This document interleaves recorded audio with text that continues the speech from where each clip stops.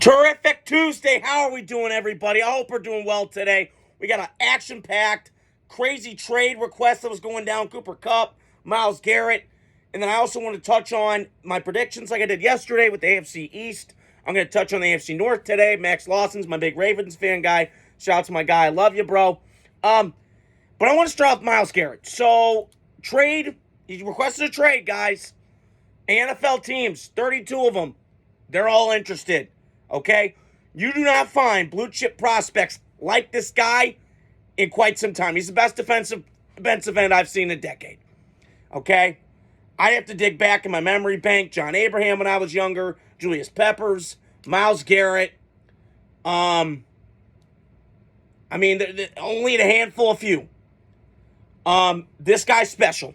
And to everything that Clowney should have been, Myles Garrett's been that and more. He cares, puts the effort in. He's not loafing. Again, he's been a better pro player than college, because in college I was kind of like, I don't know. And 4.5 sacks against Rice, but who really gives a shit?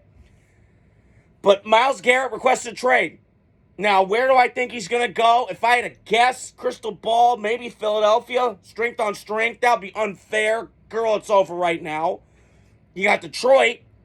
You pair him up with Aiden Hutchinson. Watch out. Holy shit. They're ready to go. They're ready to rock and roll. It's a contender. You can go to the Raiders. Listen, all good on paper, but they're like the Browns, man. We've been just a fucking shithole of an organization. I don't think he wants to touch that. So, people are going to ask me, well, Sammy, are you surprised? You surprised, man. He's requesting a trade. Oh, my God. No. I'll tell you why I'm not. Because the Browns, like the Raiders, have been shitty my whole life. And lately, Cleveland's had some success. They've been to the playoffs twice. They've won a playoff game. So, but once again, they fucked around and found out. And listen, should they have gotten rid of Baker? Probably. If Baker was wearing people out, I get it. Number 1 overall pick, a little edgy, a little cocky. I got it. He's my doppelganger, and I'm all for it. I got it. But here's my point. Excuse me. Cleveland, you shouldn't have never signed Deshaun. It's the facts. And I was listening today, Albert Beer was on Dan Patrick.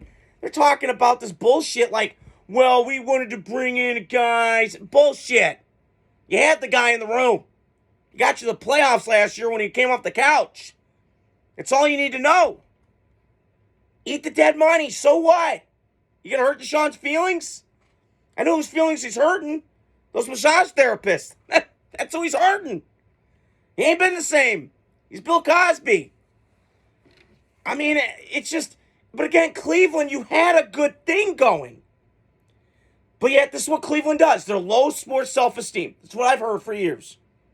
And Jimmy Haslam runs it. He's a shitty owner. God, he's shitty. And he fucked around with Tennessee boosters all those goddamn years ago. He is a joke. He is a joke. And it's unbelievable that it's gotten this bad.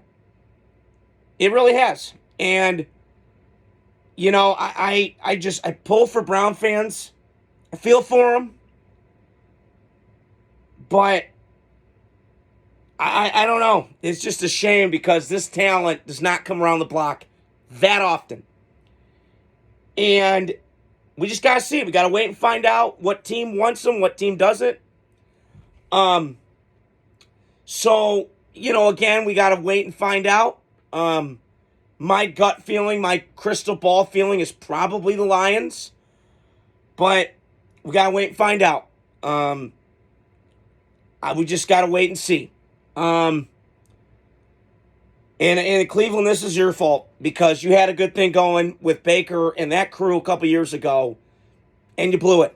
And you just couldn't hang on to Baker. You panicked. You thought, oh, we got something better. Oh, we got something better. Newsflash. Grass ain't always green on the other side, bro. So, and then I wanted to touch on the AFC North today. So, I was right. Ravens did well. I think they won the division. Pittsburgh, to me, again, like they've always been, just kind of mediocre to me. But I want to touch on the Ravens. I know Raven fans, Max Loss, I'm talking to you. Disappointing. I got it. But as long as you got Lamar and as long as you got Harbaugh and that culture, you're going with the playoffs every year. Okay? You might have a hiccup here and there, 2013 when you missed it after the Super Bowl hangover. That I understand. But right now, maximize what we got with Lamar. Because, now, could Lamar ever win? I don't know. Because he had a shot 2 years ago in the AFC Championship game at home against Patrick Mahomes, and he shit the bed. However, I do think Baltimore is good enough. Now, they got to add some more pieces. If I'm them, go get more peep, go get more speed. Zay Flowers coming back helps them tremendously with Mark Andrews, with that weaponry. Derrick Henry, stud this year. So Baltimore is still, to me, the team in that division that I look at and go, you got to go beat them. Pittsburgh, on the other hand, I did pick them fourth, and I was wrong. But I was not wrong in the fact that I thought they were going to be a fourth-place team because I just didn't trust the quarterback position, what was going on here, this, that, and the third. But I do think the Steelers quarterback, I throw a curveball at you, Matt Stafford. Now, whatever trade package, I don't know. But that would be interesting. You put him in Pittsburgh, he's seen these black and blue kind of games. He was in the NFC North. Now, granted, he's been in the Dome, but he can play out in those elements. Big Ben had it. Terry Bradshaw had it. And this guy has it. So, keep an eye out for Pittsburgh, because that's a team, to me, trying to maximize their talent on defense with TJ Watt, with Minka, still early on in their prime.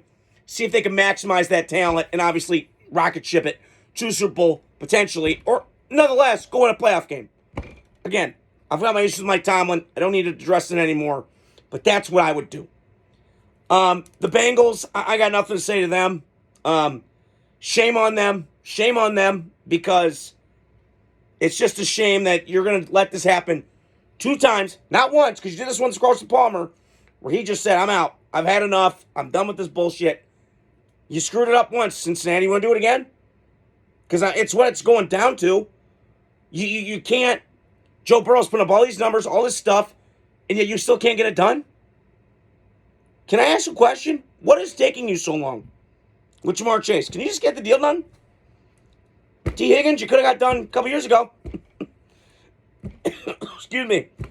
And once again, you just can't do it because you're just too stubborn, too bullheaded, and just don't want to do things differently. So, I don't get it. I don't understand it with the Bengals. They're like the opposite of Philadelphia. Go all in, take big swings, ballsy, all that stuff. And if I'm the Bengals, I keep addressing the offensive line. I think they need a new coach. Zach Taylor's fine, but I don't think he's great. But this is the Bengals. They're going to be cheap. They kept Marvin Lewis forever when we all saw the writing on the wall. He never could get past the divisional round of the playoffs. That's just the Bengals. It's who they are. They're just cheap. They're just weird. They're odd. They're frugal. Now, again, they've won because of Joe Burrow. So I'm not going to sit here and be surprised. But going in the offseason, I think you have to make an addition to get that offensive line right. Become more of a physical football team. I still don't get why they didn't keep Joe Mixon. That, to me, I don't get. Advantage Houston, disadvantage Cincinnati. But I just didn't get that. I mean, that running game this year, the Bengals, was just so bad.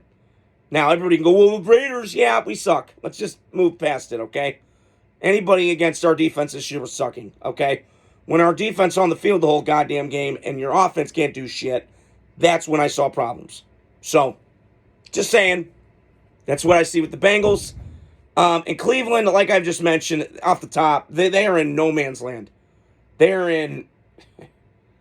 I can't even, laugh because it's just so bad for them to be in the spot. To me, I just can't think off the top of my head who their quarterback's going to be. It's going to be Deshaun probably. Or do you draft Cam Ward or do you draft Shador? I don't know. I think, and I hate saying the word tank because the NFL you just can't because all these coaches and players, even though they're on the shitty teams, they fight their ass off. But to me, I think Cleveland's problem is upstairs. It's not with the coaching. It's not with the GMs. They've had good players. Nick Chubb, Myles Garrett, Denzel Ward. They've drafted good players. but they got some offensive line getting up there in age. So be on the lookout for Cleveland. I think they're going to be kind of an interesting team at the trade deadline or the free agency period. You go drafting at a quarterback. I don't know, because there's a lot of scenarios you can go down this route. So we'll see what happens next year with the AFC North. But those are my little bit of standings right there. What I think of the AFC North. Tomorrow I'm going to touch on the AFC South. But I appreciate you guys listening. Have a great night. Adios. Talk to you guys soon. Terrific Tuesday. Let's go.